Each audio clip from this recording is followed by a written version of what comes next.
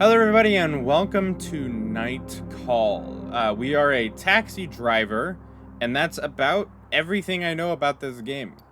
That's free roaming. New game? There's a free roam? Well, I guess we are a taxi driver. It makes sense that there's a free roam. Choose the investigation. That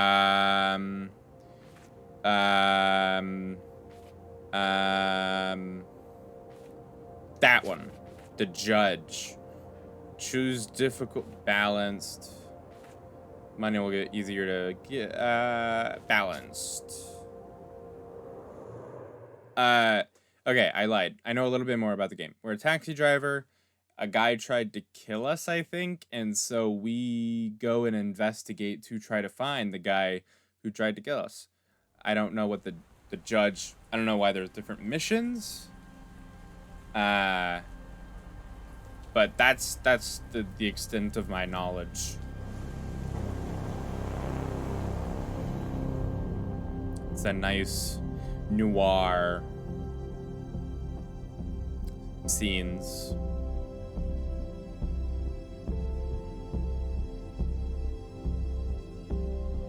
Yeah, crank up the radio.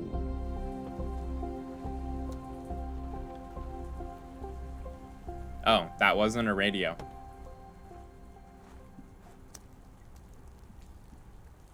Oh, nice beard.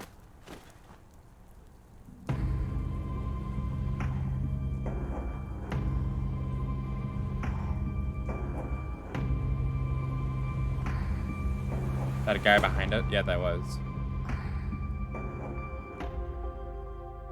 Night Call.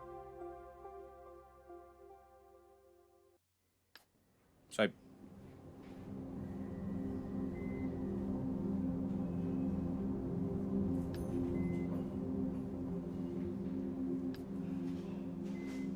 Oh, sir, can you hear me? Or do I need to speak up? Hello? Yeah, speak up. Is this okay with you? Is my voice loud enough? Well, no, to be honest, I still don't hear anything. Going to be honest. Louder! And now, is this okay? Well, okay. Thank you. Deep breath. Sir, you just spent 2 weeks in a coma. The world bounces around your head. You need a moment to understand its meaning. Oh, the word, not the world. Coma. The word scratches along your throat. Yes, you're a victim of an assault. What am I looking at? Is that an IV bag? I'm a victim. You are aware a serial killer is currently on the loose in Paris.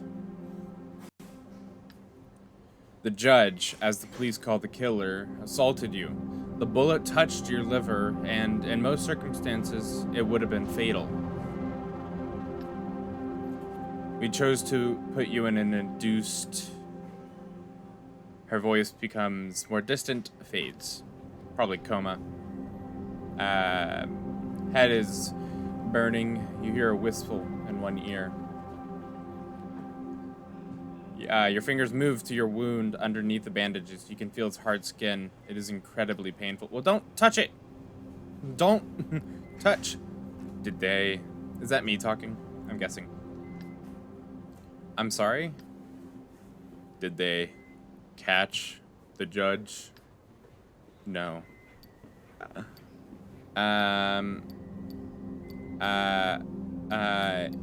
Yeah, what about my passenger? He was dead before you even got out of your cab. I didn't hear a shot, though. The police would like you as soon as possible. Would like to see you as soon as possible to ask you some questions. After all, you're the only one who survived, the judge. Noise in the hallway attracts your attention. You try to turn your head to no avail. Look around! You need to rest. I don't care he's the only witness. He's Another female voice joins in, a strong authoritarian voice. You can't clearly make up what she's saying. I don't know what auto mode is. A strange feeling washes over you. It's not pain, not fatigue, some odd combination of the two.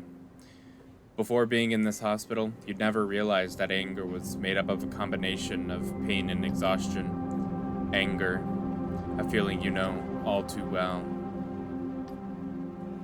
Days go by, and a month later. Night 1. Wait, did a thing act? Wait. Did months actually go by?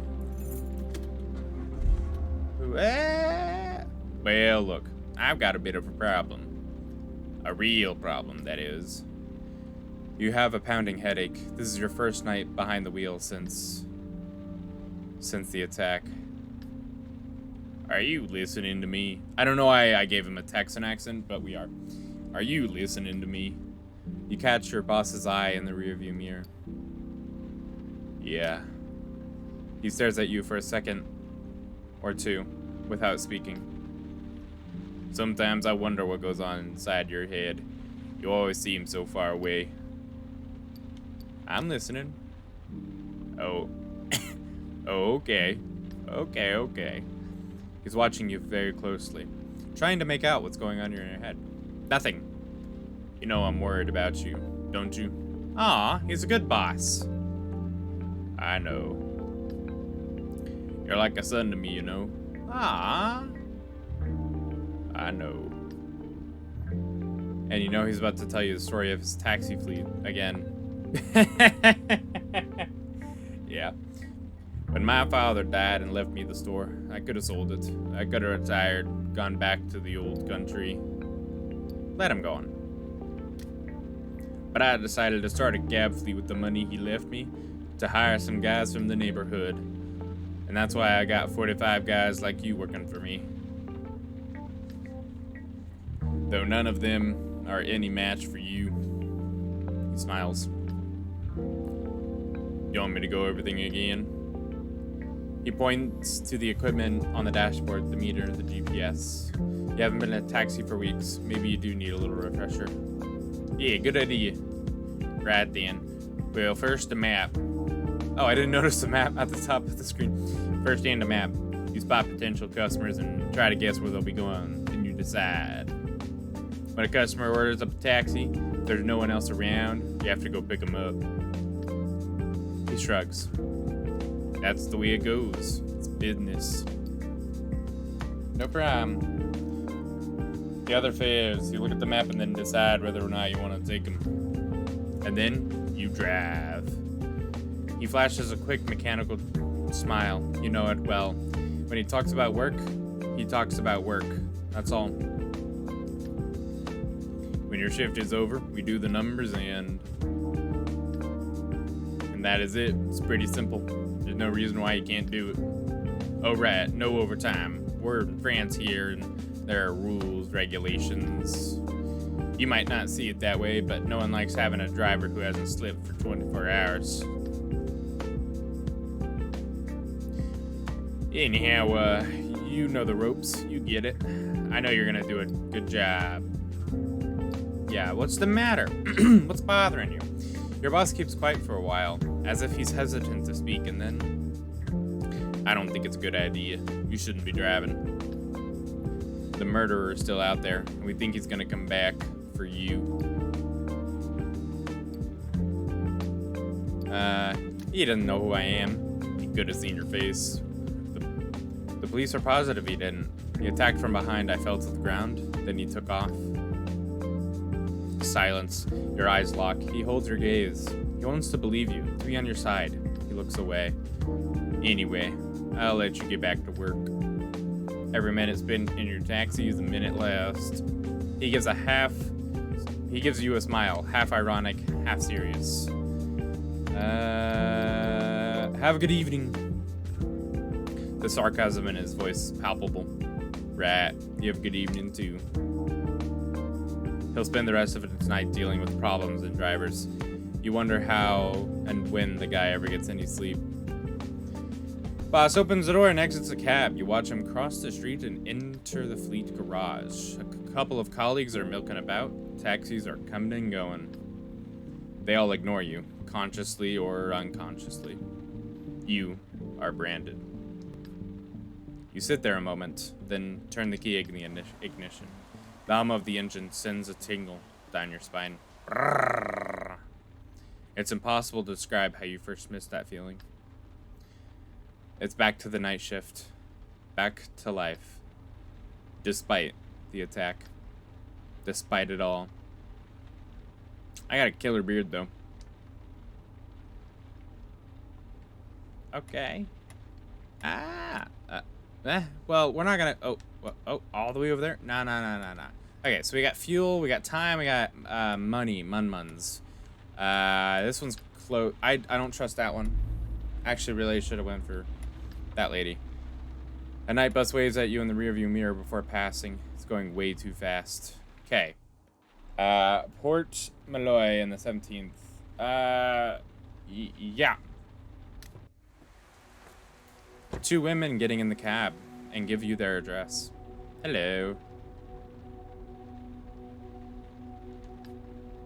They say nothing as you start the car. A faint scent of alcohol hangs in the air. They've been drinking. Well, good for them for using a taxi. After a moment's silence, the younger of the two breaks the silence. So, what do you think? About him? Who else? Of course him. Not the bar. Well, I'm not sure. A strange sound escapes her. She sighs. He seems pretty dumb. Dumb? How so? You know, dumb as a doornail. All but staring at himself in the mirror over the bar when he went to get the drinks. But what does that matter? No, not really. He's got a good body, good looking, lots of energy. He's got a sort of animal vibe, like a panther. I really like that style. You really like that style? The passengers exchange a look. The older of the two gives her friend a smile. You know exactly what I mean. They reach for each other's hands at the backseat of the car. The gesture is full of tenderness. A moment's silence. Kiss! The older woman clears her throat. What about you? What did you think of him? The younger woman gives herself a minute to think. I don't know. He was heavy, too sure of himself, and he spends too much time at the gym. Did you get that bit about... Yeah, please. That innuendo about sexual performance. Ah, I see. A short mocking laugh escapes her. He was pretty heavy-handed with all his expertise on yoga. True, though. Strong pelvic floor muscles can't hurt. Well, anyway, he was all preachy. He should write a book. The perfect gift for your ex-husband. Right, so she has a ex-husband. They burst out laughing. They look very serious in the picture, might I say. Also, can the taxi go any faster? The laughter dies down. The younger of the two resumes talking in a more serious tone. Anyhow, like I was saying, she looks at her friend intently. Is it really that important? I mean, we're looking for a donor. Not a father, not a lover, not a guardian or a godfather. Nothing but a Oh, they're needing a sperm donor. Yeah, just a donor. She casts a glance in your direction, conscious all of a sudden they aren't alone in the cab. She goes on, lowering her voice. Yeah, but still, if he had been a date, I think I would have been out of there in 5 minutes flat. If he's strong, like, do it. I do yoga. I meditate 6 hours a day. I went to Tibet to learn the ancient art of... And serfdom did exist in Tibet before the 1950s. I checked on Wikipedia. I thought the Buddhists were supposed to be curious and open-minded. He was some old conservative dude in the body of a young Brad Pitt. Pause again. But like you were saying, does it all really that matter? Her friend nods. The two women are lost in their respective thoughts. You know, I'm not against that kind of stuff or anything. It's up to him. If he wants to be a drag with all that yoga and meditation, I don't have a problem with that. She gives her friend a reassuring look. Anyhow, there's no way any of that is going to be passed on to our daughter. To our son. Oh. Got it. But it's going to be a girl. I can feel it. In yoga, it's not genetic. We'll have to ask Dr. Vidal. Dr. Vidal. Yes, I bet he'd really love that. He'll think we're messing with him. He said we could ask him anything. He's gonna take us for a couple of idiots. Besides, it's impossible. Pompousness, or whatever, cannot be passed on to children. The younger woman doesn't seem convinced and makes an exaggerated pout. Pretty sure it can't. So you're saying an ear for music? Yes, that's passed down, but pretentiousness isn't? Okay. Exactly, okay? So if you don't ever want to believe me. She leans towards you all of a sudden. Sorry to bother you, but did you hear what we were talking about? Nope. I'm not listening. Yes, I did. No need to feel embarrassed or anything. We were talking out loud after all. Her friends let out a sigh. Come on, leave him alone. I was just asking. Right, so my wife and I are meeting potential donors in order to conceive a baby. Good for you. Her partner rolls her eyes. And we are wondering if you thought pretentiousness could be passed on to children. Genetically. You give her a look in the rearview mirror and take a moment to answer. The question is so utterly absurd. Leave him alone, Emily. Yeah, he's a taxi driver, not a geneticist. Don't get all worked up about it. I'm just asking his opinion. No, it's not. That's more of nurture than nature, isn't it? It's both, but that's a nurture thing. The passenger flops back onto the car seat. So the answer is no, is it? You're no fun. Seriously, we should have taken another cab. Driven by a genetics expert. She burst out laughing. Sorry. My partner doesn't mean anything by all that. I'm sure they don't. We've had a bit to drink, and it's the first time for us tonight. We're meeting donors. You pull up the client's address and cut the engine. What? We still got... Be understanding. No problem. Passenger seems relieved. I'm a cab driver. I'm used to all kinds of funny stuff. I can imagine. Have you been driving a cab for long? You avoid her eye. Yeah, you'd say that. The passenger pays for the ride. She lets out a sudden guffaw and can't help but adding, anyhow, thanks for answering. Come on, Emile. That's enough. As her friend tugs at her arm, Emile starts to mumble to herself. I definitely think we should have asked the doctor, just in case. We need a second opinion. You wait until the two have left and... Ba-da-ba-da-ba. Hey, we get tips. Okay. How much is gas? Is that a cat? It's literally a cat. Why is it yellow? That's not even a face. Why is this one flashing? Well, I don't want to do that. I want to pick up the cat. We're gonna go pick up the cat. I'm gonna go pick up the cat. Because that just seems like a perfect thing to do. Hey, and you know what? That leads us to the other guy that was flashing yellow. You pull up to the sidewalk and wait for your passenger. Can I die? Since it looks like a no-show, you get out of the cabin after a minute or two to smoke a cigarette. There's not much going on in a small town in the suburbs. There are a few apartments that still have lights on. A sweet scent hangs in the air. Eventually, you stub out your cigarette and get back into the car. There's a cat! There's a cat. You were literally driving a cat. It's sitting on the back seat, staring at you intently.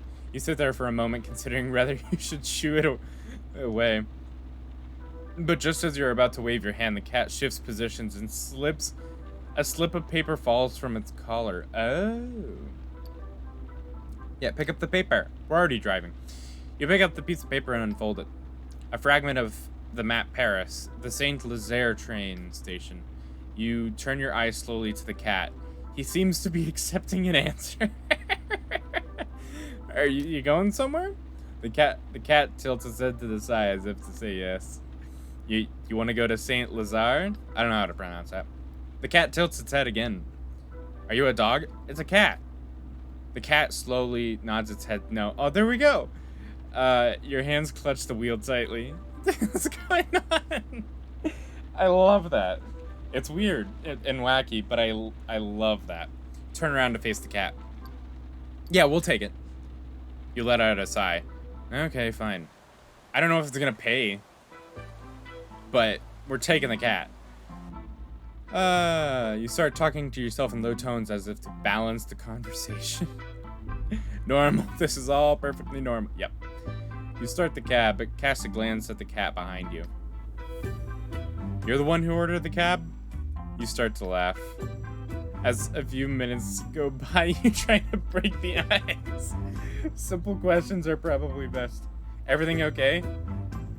Neither a yes or no, more of a plaintive meow. Are you meeting someone? No, that's not it. The cat is staring at you. The conversation seems to bore him. Yeah. You seem to be pretty well fed. Pretty strange, I must say. Did someone hurt you? A plaintive meow. You sigh. Your owner? No owner.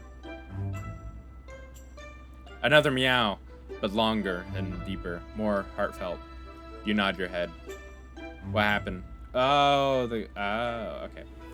The guy died, or the guy's gone. It was like it was a sad meow. What happened? Was it a man? No answer. A woman? Yes. Yes. Was she mean to you? The cat seems to be uncertain. She had other cats.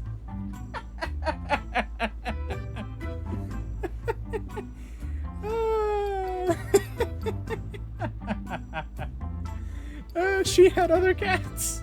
The cat gives you a look full of disbelief. No, that's not it. You're independent. You like to be alone, right? Your owner is overly affectionate.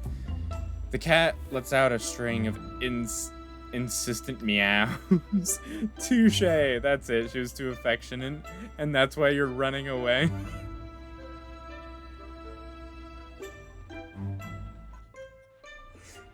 You were too nice to the cat, and the cat's running away. The cat is watching you with a steady eye. You are sure you're on the right track. You have to be careful with people like that. They suffocate you before you even know. This cat's gonna kill me. Look at him. He's just staring. But you ran away. I meet a lot of people like you. You stop short. It's not a person. But you're just a cat. You roll your eyes. Behind you, the cat lets out a quiet, reassuring meow. Go on. Why not? What I mean is, well, we don't even know you're in a cage. We prefer not to think about it. I'm just having a conversation with myself. That's what's happening here. We are never fully aware of it. You look at the cat. I must be crazy. I'm talking to You shake your head. You point to a light in the distance. That's Saint-Lazare. We'll be there soon. A few yards later, you stop in the drop-off area in front of the station. The first train doesn't leave for another hour. Where are you going?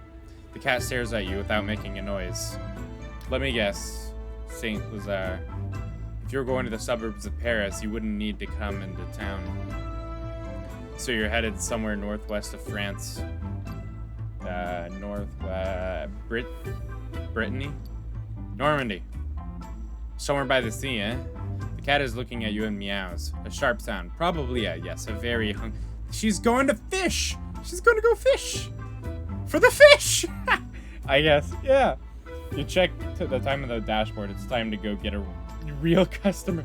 Try not to think about the situation you're in, and you hope no one sees you talking to a cat. Go on, keep going. We're in all the way. I'll just start saying the names of the cities, and you meow when I hit the right one. You start listing cities in Normandy. Cat doesn't move a muscle. Cherbourg. The cat looks up. So, it's Cherbourg. Berg? Getting close. St. Malo? No. I got it. Deauville. Deauville. A meow of delight. You're smiling too. All of a sudden, you're exhausted. Okay, come on. Time to say goodbye. A bill has appeared before the seat next to the cat. Is enough for the fare and more. The cat just...